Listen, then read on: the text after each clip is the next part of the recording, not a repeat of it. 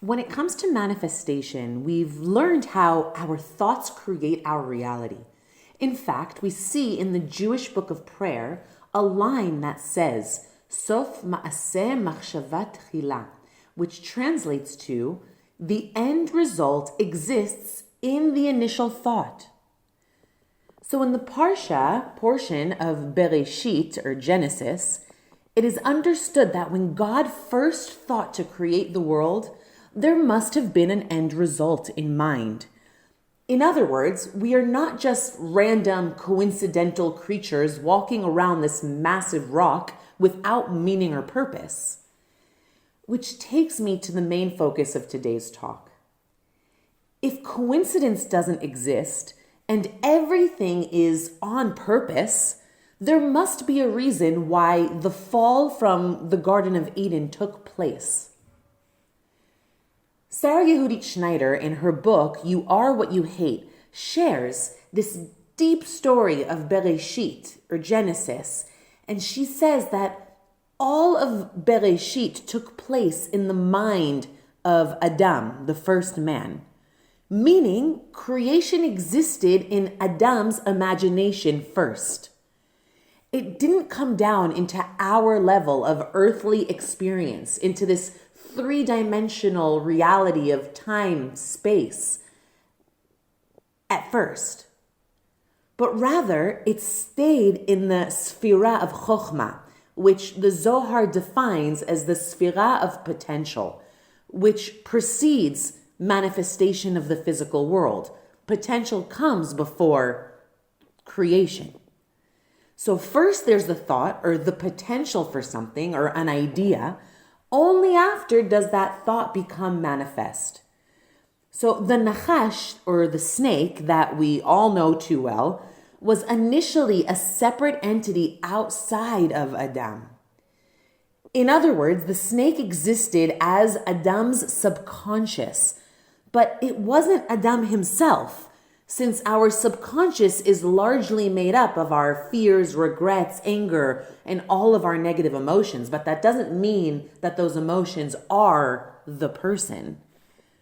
When Adam and Chava were in the Garden of Eden, the snake feared being left behind, similar to our ego, which is another name for self-hate. And out of fear of being abandoned, he did his little manipulative dance to convince Chava to go against her inner wisdom.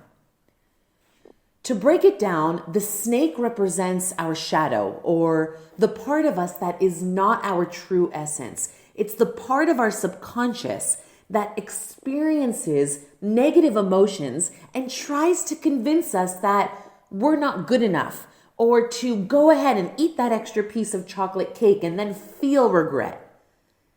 The voice of the snake exists in each and every one of us today. It keeps us living small and feeling unworthy because he interrupts our inherent desire to actualize our potential and believe in ourselves. The snake, aka our subconscious, aka ego and self-hate, wants to convince us of things like you are bad, you are not enough, you are not worthy, deserving, or lovable. All the negative things you think about yourself are true is what it tries to convince you of. That's the job of self-hate. And the more you feed the snake, the bigger it gets. When you look at what Judaism calls the Yetzer Hara and the Yetzer Tov, which stands for evil inclination and good inclination, there is one letter that is added to Yetzer Hara that Yetzer Tov doesn't have, which makes it unique. And that is the letter Hey, which in Hebrew, when you add the letter Hey to a word, it means the. Hey means the. So we say in Hebrew that we have a Yetzer Hara and a Yetzer Tov. We don't say Yetzer HaTov. From a narrative therapy perspective, when you add a the in front of a feeling or an emotion or a problem, it externalizes it, making it separate from you. So the anger, the frustration, the resentment, the jealousy, the fear, the insecurity are all workings of the evil inclination of man, of the snake. Meaning, you in and of yourself are not bad, not evil, not negative, but rather you experience moments where these feelings try to come in and convince you that you are. We learn in Bereishit, Genesis, that God put man in the Garden of Eden, along with the tree of knowledge of good and evil. The tree, in other words, represents moral consciousness and ethical philosophy. God tells man that he may eat the fruit of every tree in the garden except from the tree of knowledge. For if they eat from the forbidden tree, they will surely die. So in comes the snake and whispers to Chava, eat from the tree, you will surely not die. And Rashi takes it one step further by explaining that the snake shoved Eve until she touched the tree and then said to her, just as you didn't die from touching it, so too you won't die from eating it. That is how pushy and sneaky the snake or the voice of self-hate is. It runs on repeat until we succumb and fall victim to its trap. So we might ask, why make the tree in the first place? And why put it right next to man, who God knows is filled with temptation? And then tell man, whatever you do, don't eat this. It's like telling a child not to eat the marshmallow. Of course man wants to eat from the tree, and he's going to. We similarly today, with every obstacle God places before us, have a test. It is a test. It's an opportunity, a chance to choose good, an opportunity to break free from our nature, from our old negative patterns. God places this tree in front of Adam and Chava as a test. The serpent convinces her that if she eats from the tree, she will gain eternal life and hence be like God. We learn that upon eating from this forbidden fruit, their eyes became wide open, meaning they gained clarity into both of the realities that exist. That meaning the realities of good and evil. So rather than experiencing everything as just good, which is what the Garden of Eden was before they learned that there was forbidden fruit, when their eyes became wide open, they became more conscious. And consciousness doesn't entirely make humans as God, as the snake suggested. It also makes them ashamed, frightened, self-conscious, uneasy. So they cover themselves up and they hide from God. The birth of consciousness is a painful falling into separateness. It's there's a you and there's a me, and we are not one, which leads to a sense of our smallness and disconnection from the rest of nature.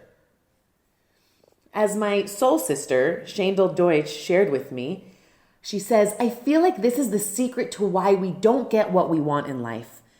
Because this snake turned into a dark, scary shadow, and it causes us to run from our dreams rather than to look fear square in the eye and invite them in for tea.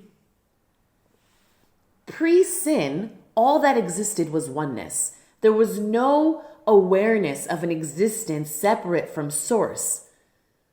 Post-sin, consciousness brought into existence an awareness that there is a place where you and I begin, because physicality in its nature has boundaries. A table has a place where it starts and ends. It's physical. But, and this is a big but, when we awaken to the truth that we are not human beings having a spiritual experience, but rather spiritual beings having a human experience, we realize that we are limitless, infinite potential, endless possibilities. And from that fixing of consciousness, we begin to believe in ourselves, in God, and in the purpose of humanity. So this brings me back to where we started, the beginning. If the end result exists in the initial thought, then there must be a reason for the snake, and for fear, and for ego, and for self-hate. Our greatest growth exists in the heart of our darkest nights. We either confront the dark or fall prey to it, but you can't run away from it. The purpose of the snake is to show us that life is a test, and each test is an opportunity to come closer to the divine, closer to your true infinite self. Each time you pass a test, you are entering into your own Bereishit, into your own beginning. You get to choose your story. What will your story look like? Sharing is caring, so if you like what you heard, share this with a friend. And as always, happy manifesting. Happy manifesting.